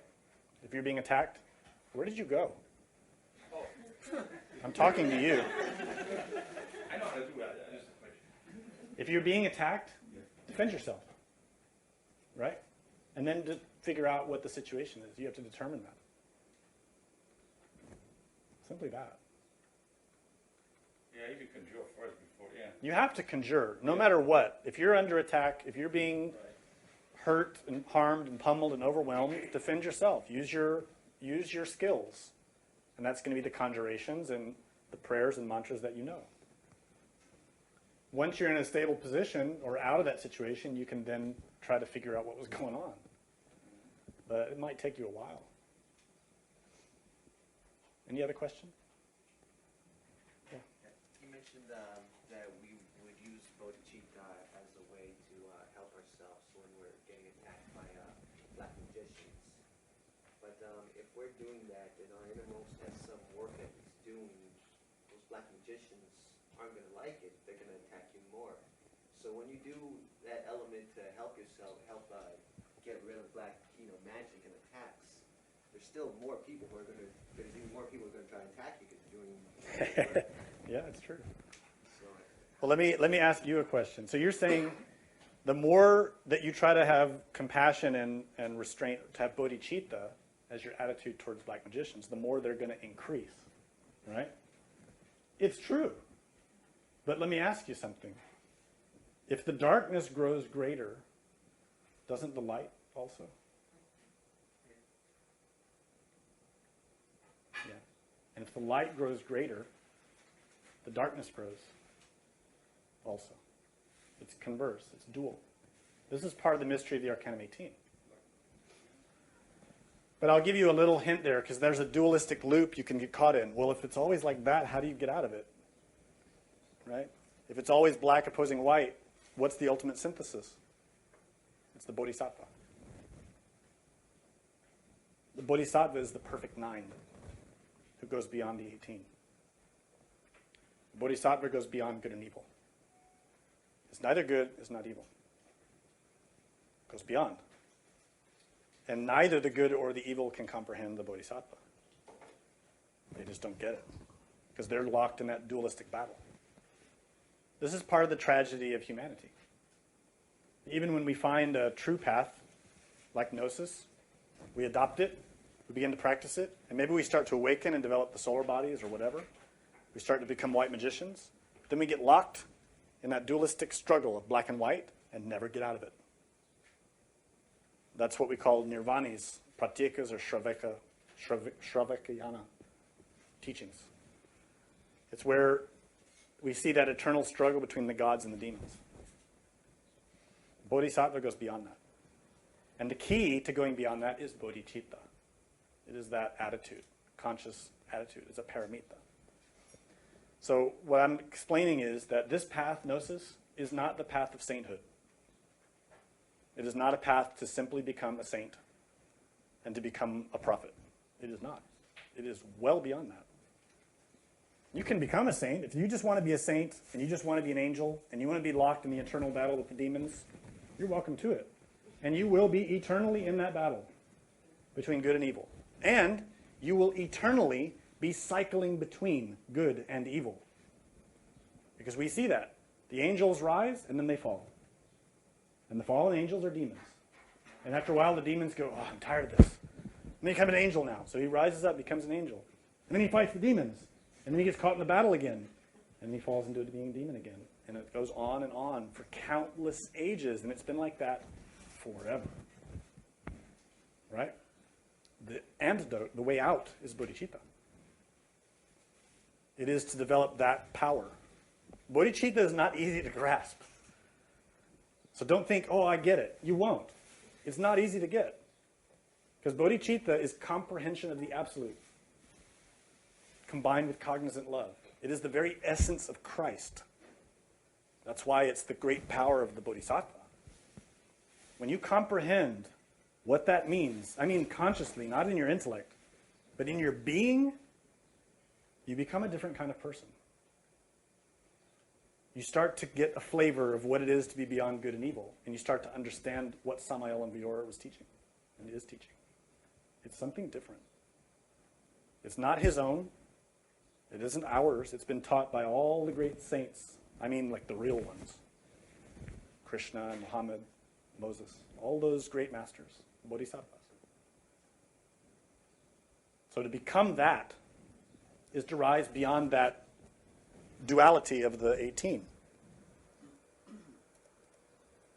You see in that 18, there's always this dual force, right? These two factors fighting each other. As long as you're stuck there, you'll never get out of it. Bodhicitta is the way to go beyond them both. So don't think you'll get bodhicitta in like a couple of sentences from me, because I have a hard time explaining it because I don't even get it. I'm trying to get it. It's not easy. So is there another question? Please. A person with a number 9 arcane, can that be pointing out that that person is a bodhisattva? No. No, if they have a number 9 in their numerology, it means they need to descend to the 9th sphere and work with the power of the 9. There is no numerological or metaphysical sign of a bodhisattva until the innermost reveals it or chooses that path for the person. I know everybody likes the idea of being a bodhisattva and thinks that's really cool, and maybe I'm one. The reality is something else. Master Samael said that fallen bodhisattvas are worse than demons. We're all fallen. I don't know about you, but I'd rather not be worse than a demon. So if I have to be a demon, at least I can just be a regular demon and not worse than demons. But, there are fallen bodhisattvas, and especially in the Gnostic movement, there are quite a lot. But again, they're worse than demons. Worse. Until they rise up. Until they resurrect. And that's precisely the problem. To go for one more second about that, when I was talking in the previous lecture about managing energy, we talked about how any given system has a given quantity of energy. Common souls like us all have a very limited amount of energy we can manage. And that shows in the impact that our lives have on other people. It's not much. Relative to the scale of the planet or the universe, our impact is completely insignificant. You know, we maybe affect 2 or 3 or maybe 5 or maybe 40 or 50 at the most people, right, in what we do. It's not much. Bodhisattva, on the other hand, fallen or otherwise, can affect an entire planet because their vehicles can manage that much more energy. So when we see, I said earlier in the lecture that we have within us trapped enough energy to create a planet, to become a cosmo-creator. That potential energy is there to become a great angel who supports life forms. Bodhisattva can support a solar system, a galaxy, or a universe. So let's put it in perspective. If that person falls, think of how much power and energy they can move. An awful lot. If a bodhisattva becomes a black magician, very bad situation. Not just for 10 or 20 or 50 or 40 people, for billions potentially, depending on the level of that bodhisattva. It's a very tremendous statement to talk about bodhisattvas fallen or risen. We have to put it in context.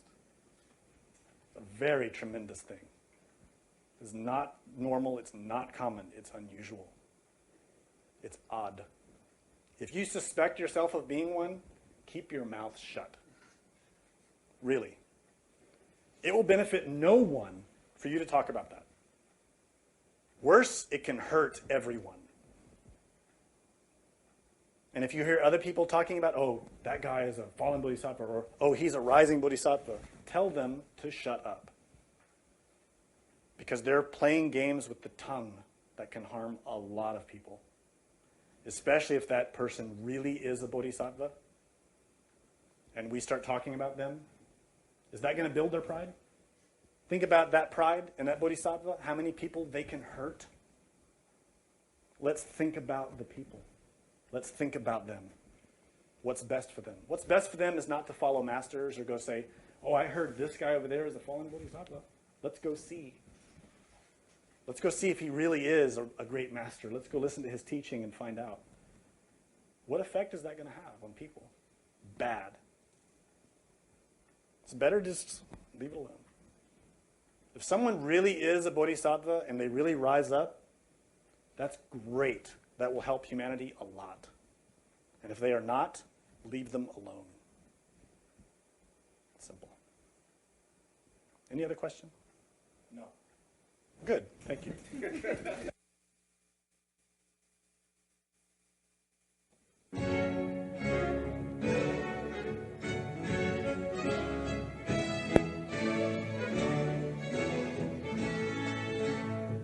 The presentation of this lecture was made possible by donations from listeners like you. Help Gnostic Radio to help others. Make a donation by visiting gnosticradio.org. For questions and deeper understanding of this lecture, we invite you to explore the wide variety of resources available on our websites. Thank you for your support. May all beings be happy.